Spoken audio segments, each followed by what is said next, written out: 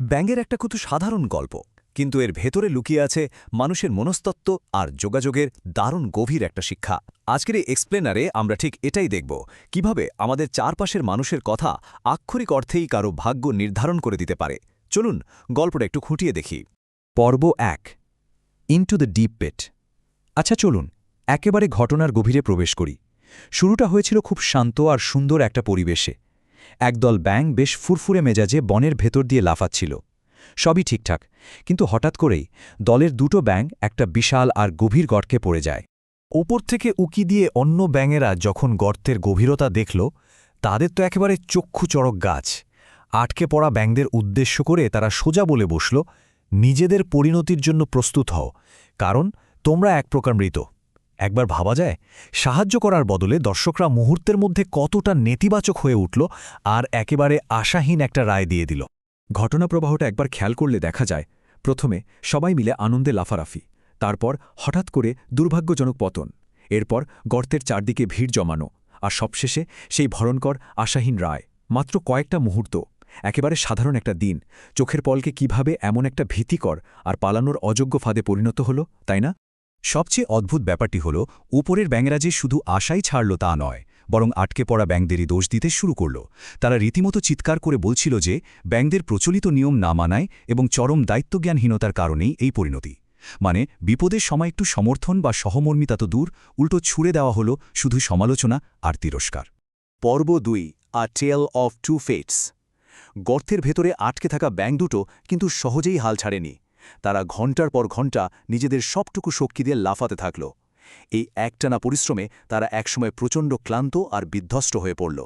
আর ঠিক এখানেই চমৎকারভাবে ফুটে ওঠে একই পরিস্থিতিতে কিভাবে দুটো ভিন্ন পরিণতি তৈরি হয়।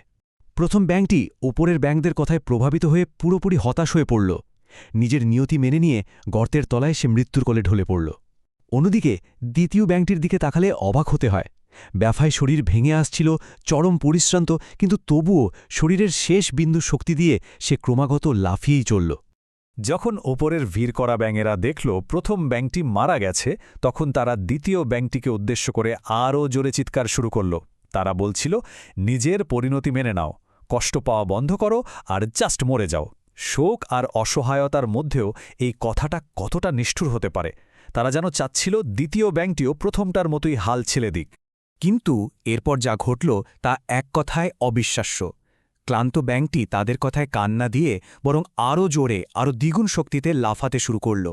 শরীরের পেশিগুলো যেন জবাব দিচ্ছিল, কিন্তু সে থামল না, এবং হঠাৎ করেই সে এতটাই উঁচুতে লাফ দিল যে একেবারে গর্তের বাইরে এসে পড়ল।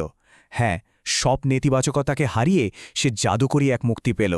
পর্ব ৩, দি আনএক্সপেক্টেড সিক্রেট। এই অভাবনীয় মুক্তির পর গল্পের মোড় কিন্তু পুরোপুরি ঘুরে যায়। বেঁচে ফেরা ব্যাঙটিকে ঘিরে সবাই অবাক হয়ে জড়ো হল।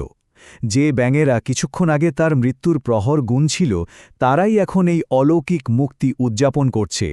জড়ো হওয়া ব্যাঙদের মনে তখন একটাই প্রশ্ন ঘুরপাক খাচ্ছিল, আমরা যখন বলছিলাম যে এটা অসম্ভব, তখনও তুমি কেন লাফানো চালিয়ে গেলে? এই বিষয়টা কিন্তু খুব স্বাভাবিক। সবাই যখন বলছে আর কোনো আশা নেই, তখন সে কিভাবে এত আত্মবিশ্বাস পেল?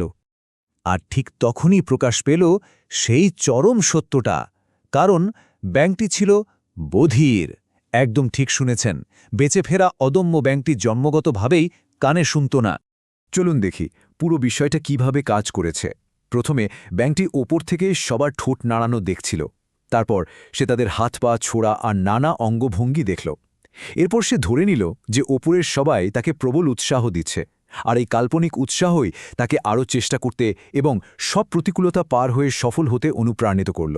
অর্থাৎ যা ছিল চরম নিরুৎসাহ, সেটাই তার কাছে আশীর্বাদ হয়ে ধরা দিল। পর্ব ৪, দি পাওয়ার অফ ওয়ার্ডস।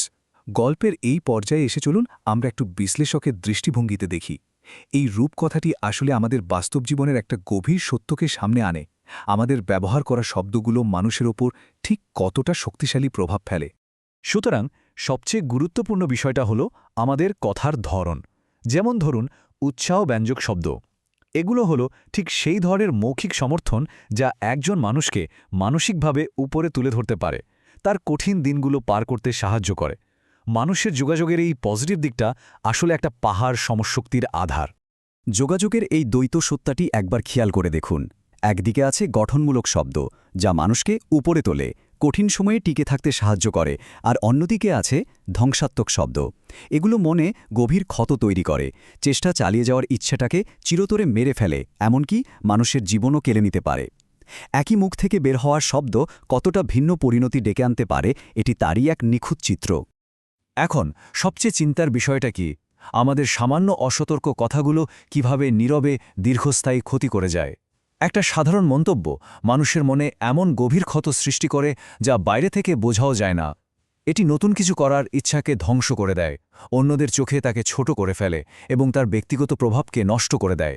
শারীরিক আঘাত হয়তো একসময় সেরে যায়, কিন্তু শব্দের আঘাত তা হয়তো সারা জীবন রয়ে যায়। তাহলে আজকের এই এক্সপ্লেনার শেষে একটা বড় প্রশ্ন থেকেই যায়। প্রতিদিন আমরা যেসব শব্দ বেছে নিই তা কি অন্যের জন্য ওপরে ওঠার সিঁড়ি হিসেবে কাজ করছে, নাকি তাকে আরও গভীর গর্তে ফেলার জন্য বেলচা হিসেবে কাজ করছে? এটি আসলেই ভাবার মতো একটি বিষয়। আমাদের এই আলোচনা এখানেই শেষ হচ্ছে, তবে আশা করি এই প্রশ্নটি একটি দীর্ঘস্থায়ী ভাবনার জন্ম দেবে।